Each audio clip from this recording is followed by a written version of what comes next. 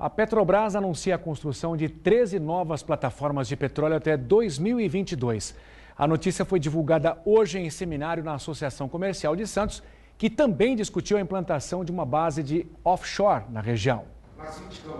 O seminário representa o primeiro passo para que se concretize o projeto da construção de uma base offshore na Bacia de Santos. É uma unidade de apoio para abastecimento de plataformas de petróleo em alto mar. Por isso, o seminário trouxe representantes de toda a cadeia produtiva do petróleo: empresários, pesquisadores, autoridades políticas. A reitora da Unisanta, Silvia Teixeira, foi uma das convidadas do seminário. A universidade foi a única instituição de ensino credenciada pela Agência Nacional de Petróleo, ANP, para participar do projeto. Isso quer dizer o quê? Que indústrias podem entrar em contato com a Unisanta e juntas pleitear projetos industriais de pesquisa, patentes, desenvolvimento acentuado de alguma necessidade que a indústria petrolífera possa requerer e exigir. Né? Então, nós fomos credenciados por uma série de protocolos que foram exigidos nos laboratórios, nos pesquisadores qualificados, na vida pregressa da instituição, dos seus cursos. Então, isso hoje é um motivo de orgulho. O presidente da Petrobras, Pedro Parente, trouxe boas notícias. Entre os investimentos da empresa, está prevista a implantação de 13 novas plataformas na Bacia de Santos. Ele acredita que a instalação de uma base offshore poderá alavancar de forma significativa o desenvolvimento da região. Quando você tem a situação bastante especial e extremamente positiva, que é o crescimento da produção da Bacia de Santos, que pode atingir em 2020 cerca de 2 milhões de barris por dia, e cerca de 13 empresas de exploração e produção operando, haverá uma grande demanda para serviços em geral, né, para atendimento a essas plataformas, e esta grande demanda que envolve operação de navios supridores, navios de contingência ou de controle de riscos, transporte da força de trabalho para operar essas unidades, movimentação do próprio óleo produzido, né? Quer dizer, existe certamente uma grande demanda de serviços que, caso seja, digamos, propício juntar essas empresas, o poder público local, as unidades, quer dizer, essas empresas de tecnologia, as universidades, certamente haverá condições para existir aqui este centro de maneira sustentável. O fundamental é que ele possa operar realmente a um índice de custos que seja melhor do que qualquer outro, para que a gente possa se juntar a isso. O clima aqui no seminário é de muito otimismo, por conta do momento atual da economia brasileira, que é favorável aos negócios de petróleo, e também pela condição da Bacia de Santos, que tem como ser o principal vetor de produção de óleo e gás do Brasil. A senadora Marta Suplicy, que também participou do seminário, ressaltou a importância da região para a produção de petróleo.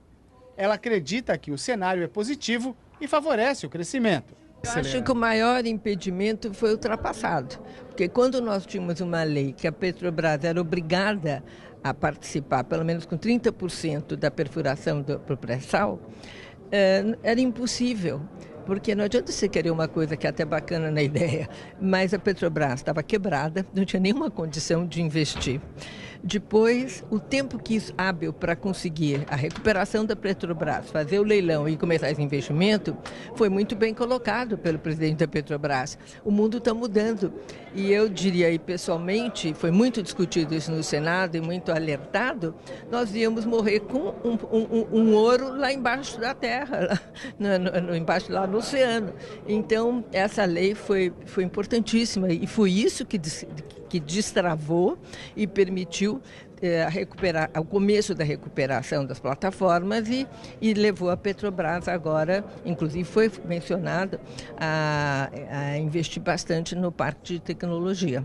Apesar dos investimentos realizados até agora, o pré-sal ainda não atende às necessidades do país. A opinião é do comentarista portuário e apresentador do programa Porto e Negócios na Santa Cecília TV, Maxwell Rodrigues. Hoje o mercado vem se movimentando para cada vez mais fazer estocagem de materiais e derivados do petróleo em terminais, principalmente privados. Esses terminais estão fazendo aí inúmeros investimentos e eu quero crer que aproximadamente nos próximos 10 anos, muito dificilmente nós vamos conseguir dar a velocidade necessária para o pré-sal. Precisamos aí ter o impacto da economia mundial. Isso não é uma vontade exclusivamente nossa aqui do Brasil, mas o impacto está direcionado em relação às políticas econômicas em relação ao petróleo internacionalmente.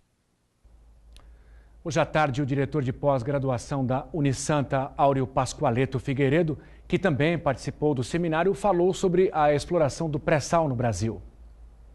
Hoje o pré-sal já está na faixa da metade da produção de petróleo do país e com uma perspectiva de crescimento. Enquanto em outras jazidas nós temos já um decréscimo, né? Porque esses são meios finitos. Você vai explorando, uma hora você esgota aquela capacidade.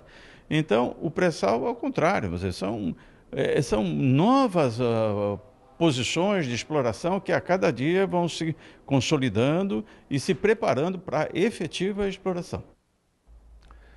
O deputado federal João Paulo Papa e o presidente da BTP, Antônio Passaro, participam da próxima edição do programa Porto e Negócios.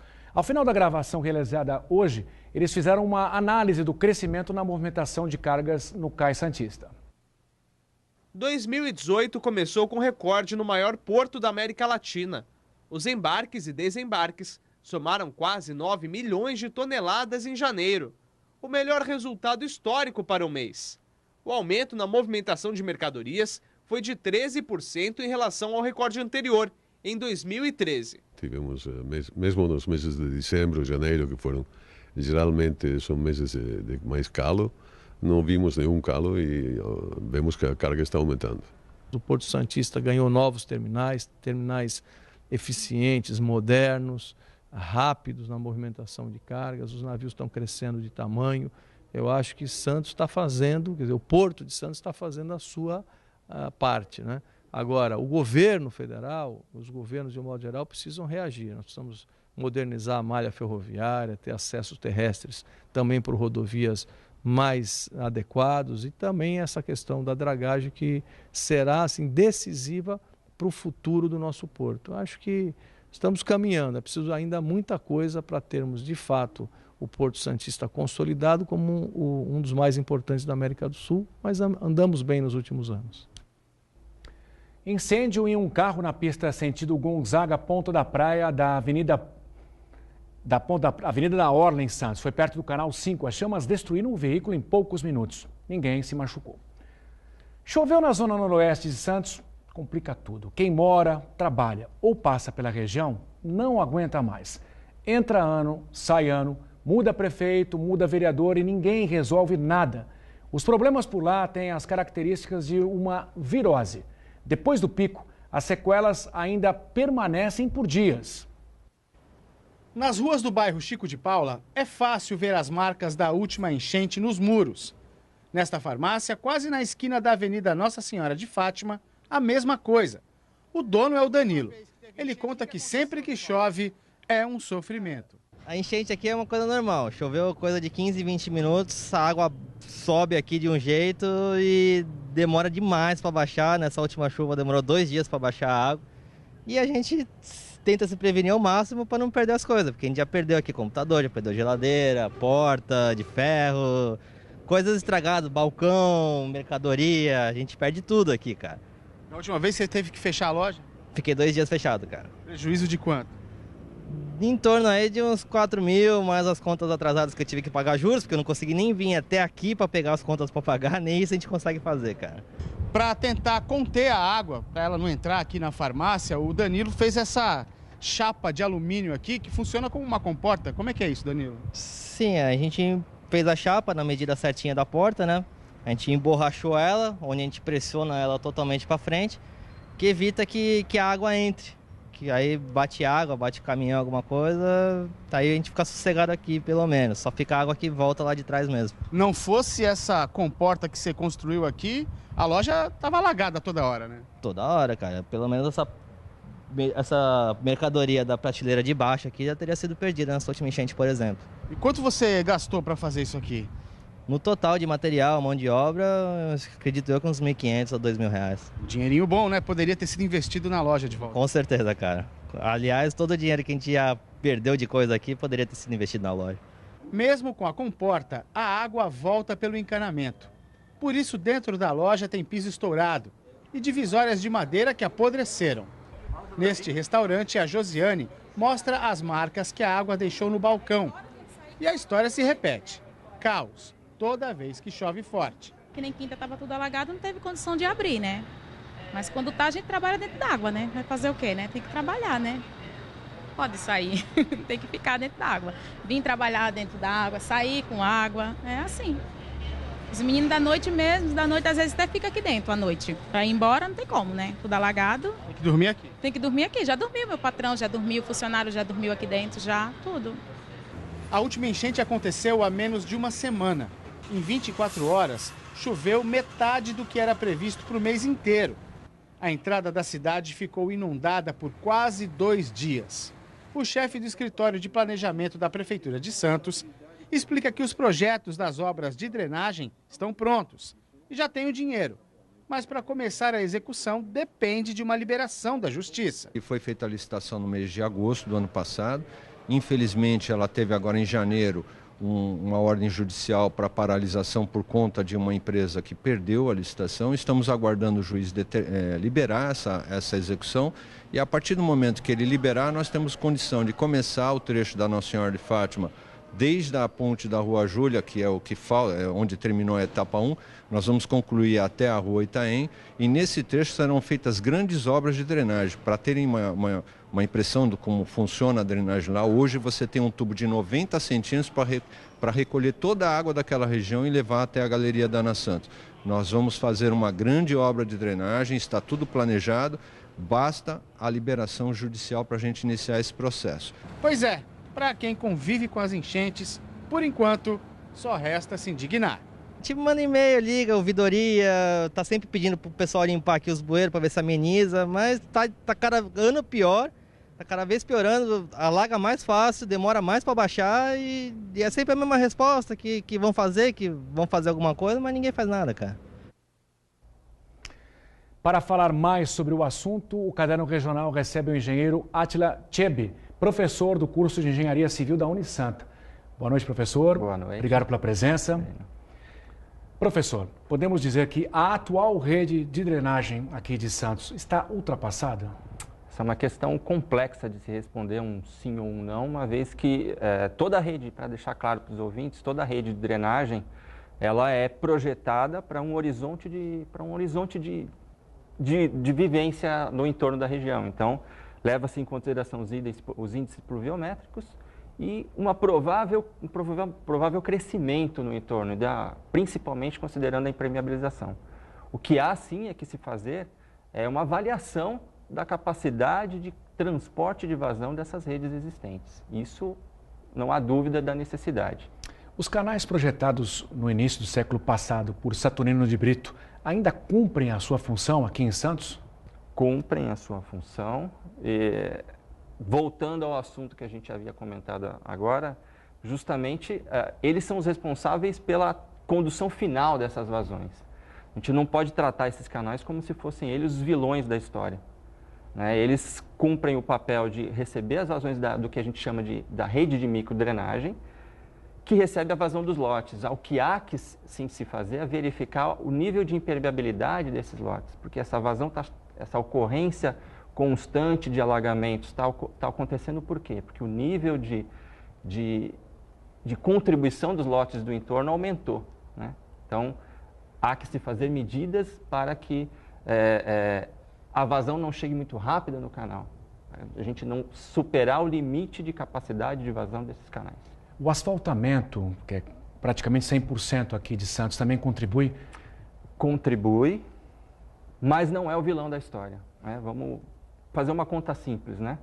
Uma rua com 14 metros de largura, contando leito carroçável de 8, 3 metros de calçada de cada lado, você conta, se a gente fizer uma simulação num trecho de 100 metros, a gente tem uma área que a gente chama de área de contribuição de 1.400 metros quadrados, né?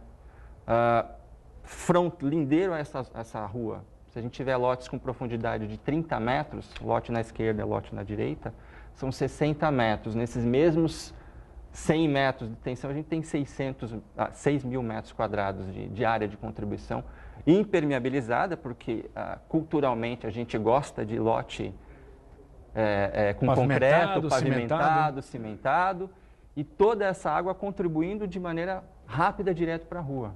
Essa que assim, a rua ajuda se ela tivesse uma permeabilidade maior? Sim, mas não seria o único salvador, vamos chamar de maneira popular, o único salvador da pátria. Professor, além das obras que já comentamos há pouco, inclusive o técnico da Prefeitura de Santos falou de aumentar os dutos, sim, o que é mais necessário para acabar ou minimizar com esses problemas das enchentes? As obras de engenharia são necessárias. Sim, a gente tem que captar essas águas, dar um destino final a elas, mas paralelo às obras de engenharia, deveriam haver também políticas públicas de modo a incentivar o munícipe, o usuário dos sistemas públicos de drenagem, a reduzir a sua contribuição para a boca de lobo, para as galerias que existem no nosso sistema de microdrenagem. Isso vai desde um reservatório para reaproveitamento de água de chuva, até um jardinzinho onde ali vai ter uma área de contribuição, você vai reduzir a impermeabilidade do seu lote. Se cada um fizer uma partezinha, a gente consegue reduzir a velocidade com que a água chega nos nossos canais. Só aumentar as polegadas, não sei se é assim que se fala, dos dutos adianta, não? Ele adianta, ele até adianta. Só que aí a gente vai recair numa técnica que a gente aprendemos com o erro, mas é a técnica de se drenar rápido. E essa técnica de se drenar rápido, ela não se sustenta ao longo do tempo, né? Você simplesmente transfere o problema mais rápido lá para frente. Que pode voltar para a origem. E ele vai acabar voltando para você. E é isso que a gente tem vindo. Por isso que a gente tem visto com muita frequência esses alagamentos. Então, você drenou muito rápido, mas lá na frente o canal tem capacidade para suportar toda aquela vazão naquele curto espaço de tempo? Essa que é a grande avaliação que tem que ser feita. A grande tendência no meio acadêmico hoje em dia é eu criar métodos, meios da engenharia de eu reter essa vazão e jogar essa vazão de maneira dosada para o sistema. Professor, o que explica essas enchentes, como vimos agora há pouco, em certas regiões da cidade, entrada da cidade, Nossa Senhora de Fátima, Zona Noroeste? É uma questão geográfica? A questão geográfica ela colabora grandemente para os pontos localizados de alagamentos tão vinculados, parte pela questão geográfica. As águas respeitam a natureza, né? Se ela vai para o ponto mais baixo. Então, nesses pontos mais baixos, o cuidado que se tem que ter justamente, sabe-se que vai para lá. Então, vamos segurar antes para não ir rápido para lá. É aquela história, voltando ao assunto justamente. Eu dreno rápido, então a água vai rápido para o ponto baixo. Ela indo rápido para o ponto baixo, é lá que vai alagar primeiro, vai acabar voltando. Acabar com as enchentes ou minimizar as consequências é um desafio das cidades aqui da região? É um desafio de todas as cidades da região, né? Todas as cidades necessitam fazer a sua lição de casa, né? Se todas as cidades aplicassem o que a gente chama de plano de macrodrenagem, fizessem o seu estudo e volto a dizer, incentivasse a uma maior permeabilidade, né? Não vamos impermeabilizar tudo, porque a gente sabe que a consequência está aí, a gente está vendo todo dia na televisão. Quer dizer que então cada um faz a sua lição de casa. Cada um faz a sua lição de casa. E também evitar jogar lixo, né? Porque os bueiros vivem entupidos também por conta da má educação. Essa é uma outra questão cultural, né? A gente, olha, joguei a prefeitura vai tirar. Às vezes não dá tempo da prefeitura tirar. Vem a chuva antes e leva para a boca de lobo e entope. Então, se cada um fizesse a sua parte, drenagem urbana a gente aprendeu ao longo do tempo que é um conceito que tem que ser dividido. Não só o poder público, ele não é o único culpado. Professor, muito obrigado pelo esclarecimento, pela sua participação. Uma boa noite. Boa noite. O jovem de 19 anos, que era gestor financeiro de contratos do Ministério do Trabalho, foi exonerado hoje. Micael Medeiros, que acabou de concluir o ensino médio, foi responsável, olha só, por autorizar pagamentos que chegavam a 473 milhões de reais por ano a fornecedores da pasta.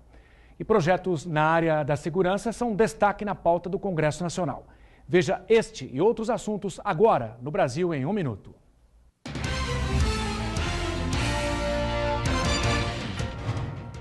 O Senado deve votar nesta semana projeto de lei que aumenta a pena para casos de feminicídio praticados durante a medida protetiva de urgência. O Código Penal prevê pena de cadeia de 12 a 30 anos, sem contar com os agravantes. O presidente da Câmara dos Deputados, Rodrigo Maia, disse que se não houver orçamento federal, o problema da violência dificilmente vai ser resolvido. O recém-criado Ministério da Segurança ainda não conta com dotação orçamentária. A auditoria do Tribunal de Contas da União revela que o Ministério da Saúde pagou até 6 vezes mais do que o previsto pelo SUS por procedimentos em hospitais de referência. O TCU recomendou que a pasta faça ajustes no PROAD. Futebol, a Portuguesa Santista segue firme na liderança da Série A3 do Paulistão. Com 35 pontos, garantiu a classificação para a fase de mata-mata. Sábado, a Briosa venceu o Capivariano por 2-1. Já o Santos perdeu de 3-1 para o São Bento em casa neste domingo, no encerramento da primeira fase do Paulistão. Classificado em primeiro lugar no grupo D, o Peixe agora enfrenta o Botafogo na fase mata-mata. Já é tradição, disputada ontem a primeira etapa do 12º Circuito de Sprint Triathlon Santa Cecília TV. A competição reuniu atletas de todo o estado.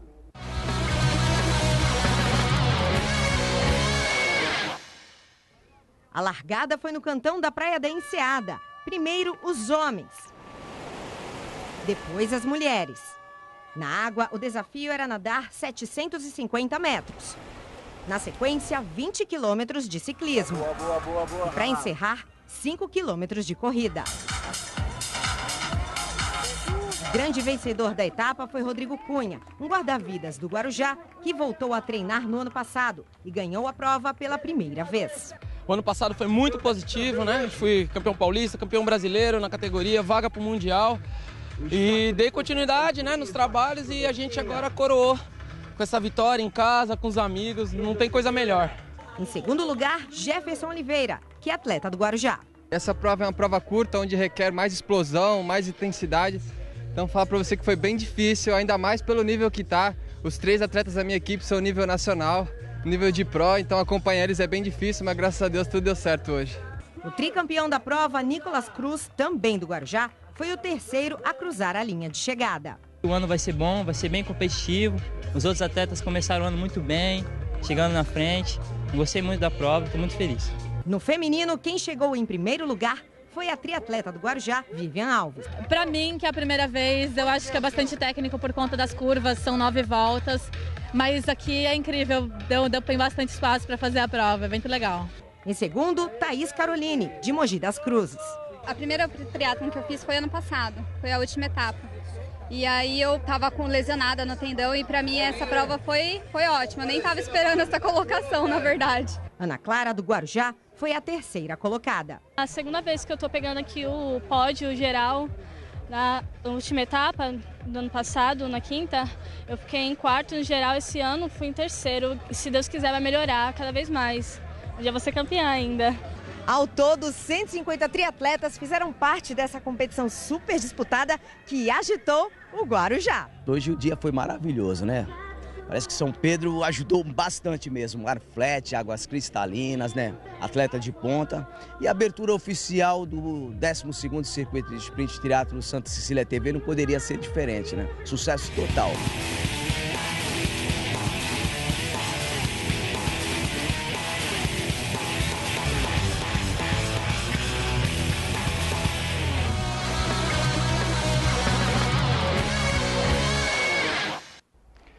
Ao todo, são 5 etapas no circuito Santa Cecília TV. A próxima acontece no dia 6 de maio, também no cantão da Enseada.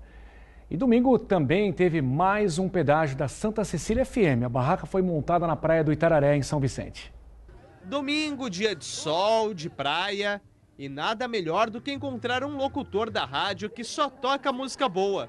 Cristiane adora 107,7. E fez questão de vir ao pedágio. Eu sou ouvinte assídua dessa rádio.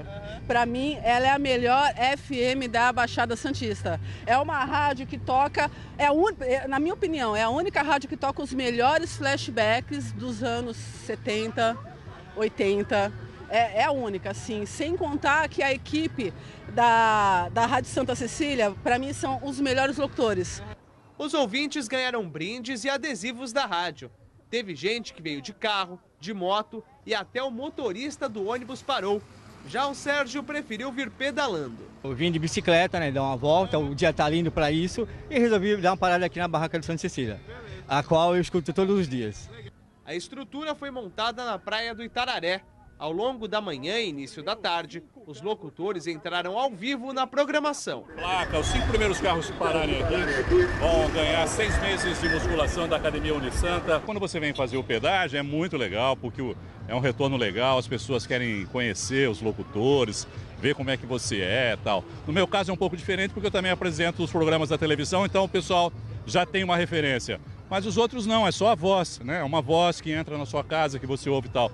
E aí o pessoal também gosta de vir conhecer e é legal porque a gente tem esse retorno da audiência, muito bom. E o público também aprovou esse contato. O pedágio foi um sucesso. Achei legal, acho que tem que fazer, entendeu? Promover a nossa cidade, isso é muito bom. A gente escutou no meio do caminho e paramos aqui, muito legal. São ouvintes assíduos da rádio, então? Sim, adoramos, estamos até escutando todos os dias. A rádio, a TV... Muito boa, parabéns. Muito boa, parabéns. Quer ver sua reclamação aqui no Caderno Regional? Mande seu vídeo com nome, cidade e imagens do problema para nosso WhatsApp 991517719. Repetindo, 991517719. Olha, o vídeo deve ser feito com o celular na posição horizontal. E a edição de hoje termina aqui. Obrigado pela companhia, uma boa noite e até amanhã.